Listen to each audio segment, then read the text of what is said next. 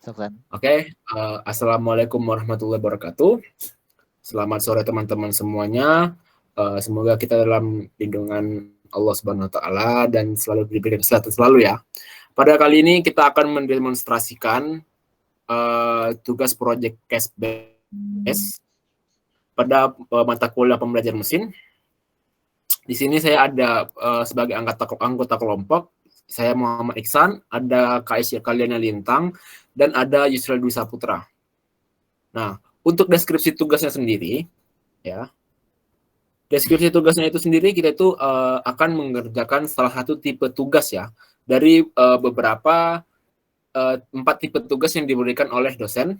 Nah, jadi kita tuh akan menentukan tipe tugasnya itu dengan nilai terkecilnya itu adalah 130, 120, 0465 dibagi 4. Jadi itu hasilnya adalah 1 ya. Jadi tugas yang akan kita ambil itu adalah bagging dan tipenya itu adalah klasifikasi. Nah, untuk tugas klasifikasi sendiri ini kita itu akan melakukan penebakan kelas ataupun kategori dari calon kreditur yang ada pada database ya. Kita tuh akan menentukan apakah calon kreditur ini layak atau cocok enggak untuk menerima kreditur yang baik atau buruknya gitu. Berdasarkan profil ataupun calon kreditur yang telah diberikan pada database-nya tersebut. Ya, oke. Selanjutnya kita itu setelah diberikan beberapa database Jerman kredit itu, kita akan melakukan melakukan pemrosesan data. Ya, lanjut Kais di code file. Nah, untuk pada kali ini kita itu akan menggunakan beberapa library ya. Yang pertama itu kita itu adalah melakukan import pandas PD serta NumPy ya. Jadi Panda ini untuk melakukan pemrosesan dan ingin memasukkan data frame ke dalam untuk pemrosesan data ini. Ya, jadi NumPy itu berfungsi untuk melakukan perhitungan pada heatmap yang akan kita buat nanti. Setelah itu kita itu akan import matplotlib untuk membuat dari grafik plot yang akan kita bikin selanjutnya setelah melakukan pemrosesan data. Setelah itu kita akan melakukan matplotlib dan import style-nya ya. Artinya itu kita tuh akan dapat mengedit dari desain ataupun template grafis pada plotnya itu. Lalu kita tuh akan import Seaborn. Seaborn itu kita kegunaannya adalah untuk map. Nah, kenapa kita menggunakan heatmap dengan import Seaborn? Karena apabila kita ingin membuat heatmap dengan Seaborn itu untuk visualisasi data itu dan memasukkan algoritma itu lebih mudah ya. Lalu kita akan lakukan import preprocessing untuk melakukan preprocessing data, ya, wajar untuk pada pengolahan data ya. Lalu kita tuh akan mengimport matrix karena untuk melakukan perhitungan dari beberapa model untuk menentukan akurasinya. Lalu kita tuh akan mengimport trend test split dari Escalon ya. Kita tuh akan melakukan pemisahan data menjadi data test dan data trend ya. Berarti ntar pada algoritma itu ada X trend dan Y trendnya juga ya. Lalu kita tuh akan melakukan decision tree classifier, yaitu untuk melakukan klasifikasi dengan decision tree. Lalu ada Carnegie classifier. Lalu kita tuh akan melakukan klasifikasi data yang ada dengan KNN. Lalu ada Gaussian naive Bayes. Nah, itu kita akan melakukan klasifikasi juga dengan naive Bayes ya. Nah, selanjutnya kita tuh akan memasukkan data setnya itu ke dalam Colab ini ya. Karena kita itu menggunakan bahasa pemrograman Python dan menggunakan tools Google Colab, kita akan melakukan read datasetnya yaitu dengan df data sama dengan pd.csv karena csv ini filenya ini berbentuk seperti Excel ya. Oke, silakan di-run. Nah, untuk kita itu akan melakukan display data. Ini merupakan banyak display data yang ada pada dataset German.credit. German_credit ya. Oke. Nah, selanjutnya kita itu akan melakukan df data.info. Artinya itu apa? Kita tuh akan melakukan bagaimana dari tipe-tipe data yang ada pada atribut-atribut pada dataset tersebut. Ya, seperti kolom status itu di tagnya sama dengan objek dan beberapa kolom-kolom lainnya ya. Oke, selanjutnya, nah ini oke. Berarti kita itu akan melakukan pengklasifikasi, bukan pengelompokan pada setiap objek-objeknya ya. Silakan di-run dulu untuk melakukan normalisasi pada preprocessing yang data yang ada seperti dari status, duration, credit history, purpose, amount dan savings ya. Berarti karena kita tuh melakukan normalisasi ataupun nah itu karena ada format itu 0,00 sekian itu. Nah, kita tuh sudah melakukan normalisasinya ya. Oke, pada data frame-nya. Nah, selanjutnya kita akan membuat heat map ya. Heat map ini merupakan bentuk sebaran data ya ataupun korelasi sebuah data dengan apa tujuan dari heat map ini kita buat. Karena untuk visualisasi datanya itu kita tuh lebih mudah melihat data ini bagaimana untuk korelasi seluruh datanya yang akan terhubung dengan masing-masing kolom dan row-nya. Oke. Nah, selanjutnya nah, ini pada heatmap ini sendiri, ini merupakan bentuk visualisasi data dari dataset yang ada ya. Jadi kita tuh melakukan seperti visualisasi data, namun karena kita pada dataset itu sangat-sangat sulit melihat data tersebut, ibaratnya kalau kita bilang itu masih ada acak dan strukturnya itu tidak beraturan ya. Jadi kita tuh melakukan visualisasi data dalam bentuk heat map. Oke, selanjutnya. Nah, pada selanjutnya kita ini akan melakukan menentukan bagaimana 10 korelasi yang memiliki nilai tertinggi dengan indeksnya itu dari heat map itu kita tuh melakukan penambahan satu ya.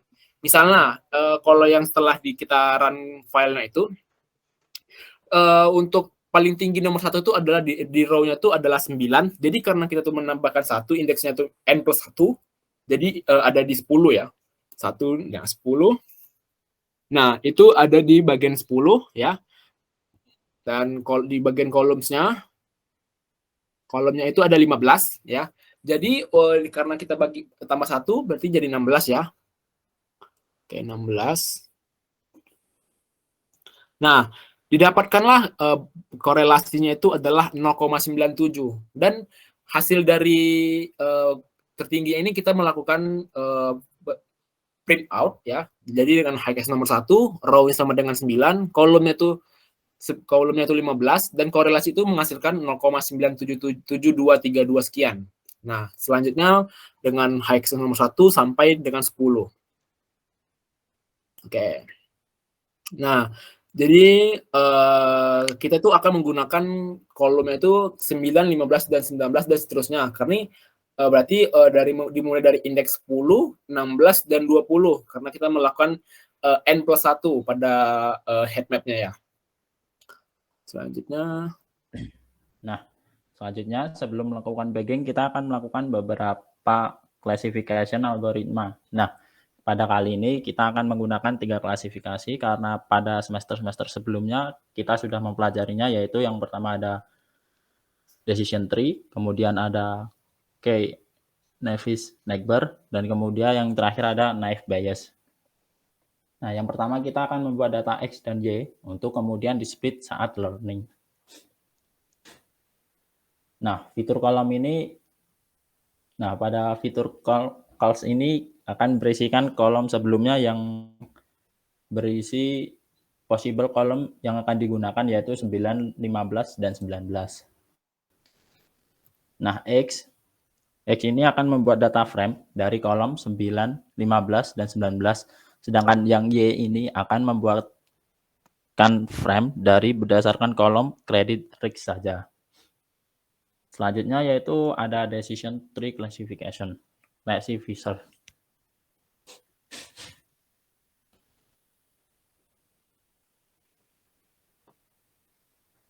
Nah, di sini itu ada main programnya yang berupa 3 komen itu. Yang pertama ada create decision tree classifier object, yaitu objek model. Kemudian ada train decision tree classifier, yaitu berupa model akan mengefit untuk dipelajari datanya berdasarkan X-train dan Y-train. Dan yang terakhir yaitu ada predict response for test dataset, yaitu memprediksi keluaran berdasarkan inputan X-test dan akan menyimpan array pada Y-prediction. Nah, kemudian di sini kita akan mengeprint akurasi dari model Y-prediction itu berdasarkan dari Y-test dengan data X-test. Nah, kemudian data tersebut akan disimpan pada model tree berupa array. Data nanti akan disimpan pada model tree, yaitu berupa 5 data yang sudah ditentukan for in range 5 pertama tadi. Nah, di sini kemudian ada tree sort, yaitu kita akan men-sorting dari 5 data yang sudah kita tentukan tadi berdasarkan data pertama. Karena sorting ini data pertama akan merupakan data yang terbesar. Nah, di final model tree ini yang data pertama terbesar tadi bakal disimpan di final model tree ini. Kemudian yang k-next neighbor hampir sama seperti sebelumnya, kita akan di sini menggunakan library, jadi kita langsung menggunakan KNN model dengan k-neighbor classification, yaitu n-neighbor sama dengan n-neighbor 3.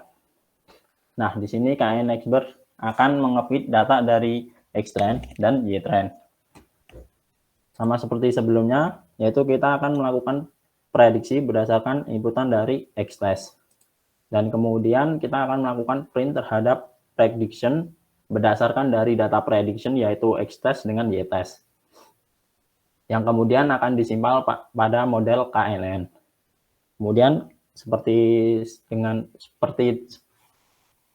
pada klasifikasi sebelumnya, yaitu kita akan melakukan source dari hasil array prediction, yaitu hasil yang pertama merupakan hasil yang terbesar, kemudian hasil tersebut bakal disimpan pada final model. Nah, selanjutnya yaitu ada naive Bayes.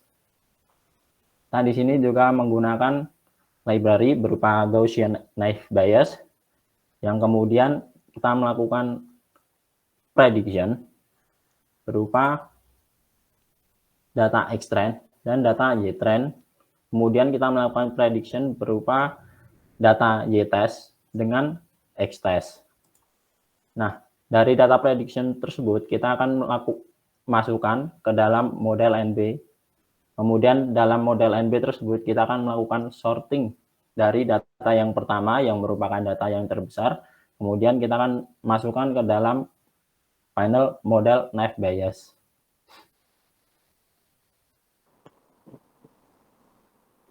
Baik, selanjutnya ada bagging. Sebelumnya saya akan jelaskan dulu bagaimana cara melakukan bagging pada tugas kali ini. Pada tugas kali ini, seperti yang dijelaskan oleh teman saya sebelumnya, terdapat 3 final model dari data frame, yaitu model tree, KNN, dan naive Bayes. Nah, setiap final model itu isinya adalah hasil prediksi dari model yang sudah digunakan. Nah, di sini kita akan membuat array baru yang bernama final model. Nah, lalu akan dibuat looping yang berisi voting setiap indeks pada array tersebut. Misalnya itu jika model tree indeks pertama model tree dengan nilai pertama adalah 1, KNN juga mengatakan 1, tapi naive Bayes mengatakan 2.